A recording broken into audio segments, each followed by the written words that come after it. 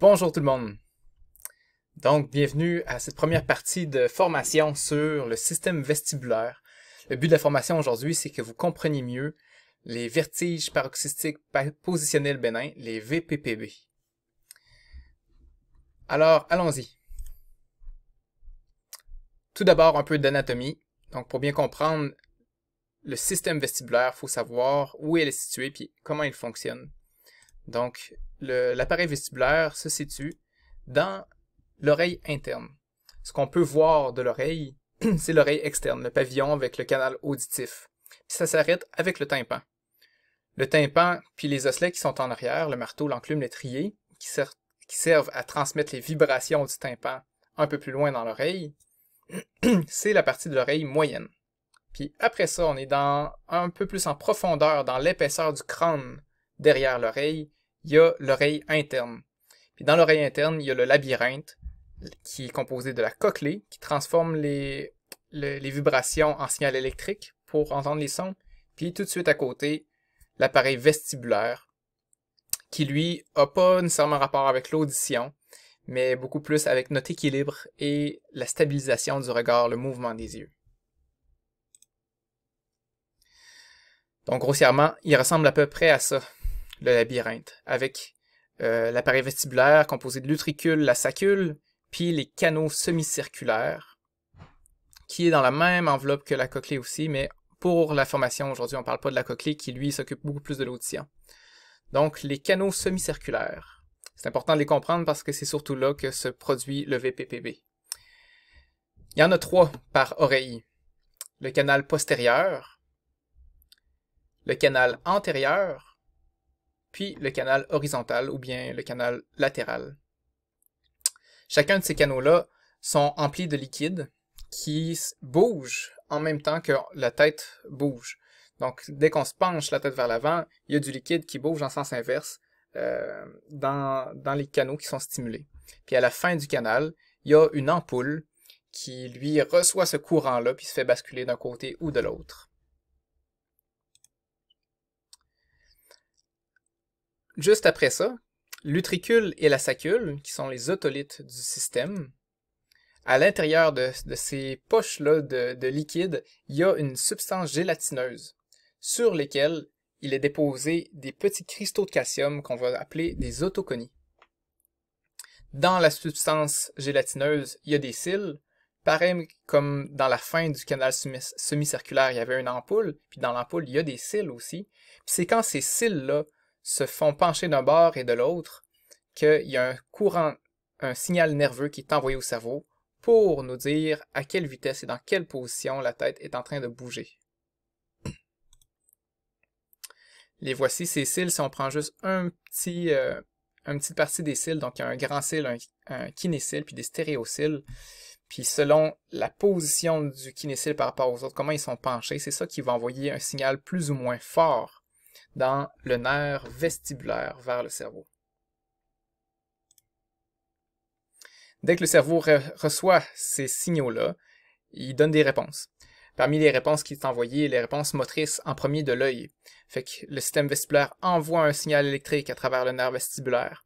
Le nerf vestibulaire, lui, s'en va dans des noyaux du cerveau, pour après ça envoyer d'autres signaux, lui, pour répondre à travers les yeux, puis à travers aussi des autres muscles qui servent entre autres à notre équilibre, à notre posture. Il y a tout plein d'autres interactions avec le système nerveux. On ne fera pas le tour, c'est certain, c'est un autre sujet passionnant qu'on abordera peut-être une fois, mais juste de savoir que d'apprendre l'effet de l'anatomie ou d'une pathologie sur le système, si on isole le problème, ça peut être assez facile, mais quand on le met en perspective sur tout l'ensemble du système nerveux, c'est là que ça devient complexe. Fait que moi, ça me pousse à rester toujours humble dans mon analyse puis dans mon diagnostic, parce que je sais que il y a plein d'autres choses qui vont rentrer en ligne de compte. Juste pour vous en nommer quelques-uns, c'est là on a parlé de l'appareil vestibulaire, mais tout ce qui rentre par les yeux aussi, c'est des informations importantes pour l'équilibre. La proprioception, comment nos muscles sont étirés, quelles articulations ont plus ou moins de tension dedans aussi. Fait que ça donne beaucoup d'informations aussi pour notre équilibre. Les informations tactiles comme le toucher, la sensation des pieds qui touchent par terre, l'audition, tout ça, ça contribue à l'équilibre. Puis, une fois que ces informations le rentrent dans le cerveau, il y a beaucoup plus de réponses que ceux que je vous ai nommés tout à l'heure. Juste pour vous nommer un peu plus loin, parce que ça c'est important dans les VPPB, il y a la formation réticulée à travers le nerf vague, peut donner beaucoup de nausées, de vomissements à travers les VPPB, donc c'est bien de le savoir. Plus précisément, c'est quoi un VPPB? Le vertige paroxystique positionnel bénin. La première cause des vertiges, c'est ce qu'on rencontre le plus souvent en rééducation vestibulaire. Ça a une incidence élevée de 107 par 100 000 par année. Ça veut dire que si on prend 100 000 personnes puis qu'on les suit dans toute une année, parmi ces 100 000 personnes-là qui n'ont pas de problème, il y en a 107 qui vont le développer, ce problème-là. Il y a une prévalence de 2,4%. Dans la population en général, maintenant, dans un point donné, il y a à peu près 2,4% qui sont affectés. Il y a des facteurs de risque qui font en sorte qu'on peut avoir ce problème-là plus facilement si on a un trauma, si on a des migraines, une infection ou des pathologies de l'oreille interne, du diabète, de l'ostéoporose, de l'hypertension, et puis l'âge aussi. L'âge qui est un facteur important. Il y a vraiment une relation linéaire entre l'âge et l'apparition d'un VPPB. Puis il est estimé que 10% de la population gériatrique ont un VPPB qui est non diagnostiqué. Ça a des répercussions importantes parce que quand on a un VPPB, on est beaucoup plus à risque de chute, puis on sait ce que les chutes peuvent faire chez notre population aînée. Également, les gens qui sont étourdis, qui ont des vertiges, il y a des bonnes chances qu'ils soient plus isolés, qui ne participent pas aux activités sociales, aux activités de leur vie quotidienne. Donc, il y a beaucoup d'histoires de dépression aussi qui est en relation avec les problèmes vestibulaires. Le VPPB. Je vous avais parlé tantôt, dans la matrice gélatineuse de l'utricule et de la sacule, il y a des autoconies, des petits cristaux de calcium qui sont placés, collés sur la gélatine. Lors d'un VPPB, ces autoconies-là sont décollés des parois, puis ils pénètrent dans un des canaux semi-circulaires. Donc on peut voir sur l'image ici un amas de cristaux de calcium qui est entré dans le canal postérieur. C'est d'ailleurs dans ce canal-là que se passe la grosse majorité des VPPB. C'est environ 80% des VPP qui se passent dans le canal postérieur. Il y a un autre 15 à 20% selon les études qui se passe dans le canal horizontal, puis 1 à 2% qui se passe dans le canal antérieur. C'est bon de savoir aussi qu'il n'y a rien qui empêche que ces autoconies de calcium-là se placent dans 2 canaux à la fois, dans 3 canaux à la fois, ça se peut aussi, dans les 2 oreilles à la fois. Fait que ça complique beaucoup le diagnostic puis le traitement de ces problèmes-là.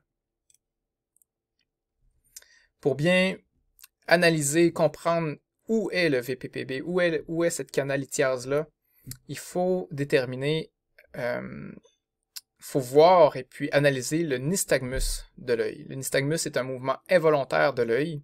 Je vous en montre un exemple dans la vidéo ici. Je vous demande tout de suite de porter attention pour voir, il y a une partie du mouvement qui se fait rapidement, puis une autre partie du mouvement qui se fait lentement. Il y a une phase lente et rapide. Il y a une direction qui est donnée aussi, puis là, on va la nommer selon la direction de la phase rapide. La latence, c'est combien ça prend de temps avant que ça commence, puis combien de temps il dure après ça, puis si c'est épuisable ou non. C'est toutes des caractéristiques qui vont nous aider à savoir si ce nystagmus-là, il est normal ou pas normal.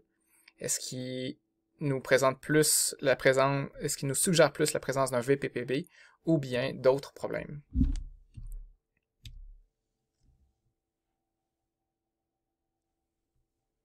Donc ici, on voit un nystagmus à direction horizontale vers la droite.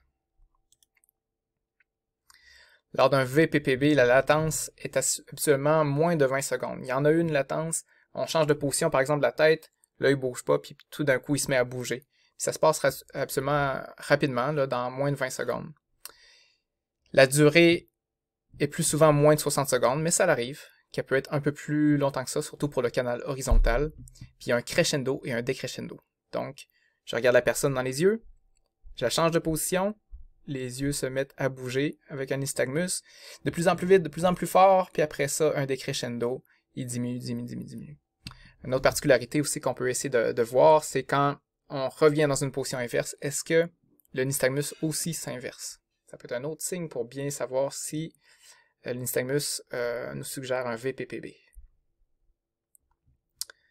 Donc voilà, j'ai essayé de faire ce cours juste pour vous situer un peu mieux, pour comprendre quand on va se voir vendredi, pour comprendre c'est quoi les tests qu'on fait, pourquoi on les fait, puis après ça, comment on fait pour traiter les VPPB. À bientôt!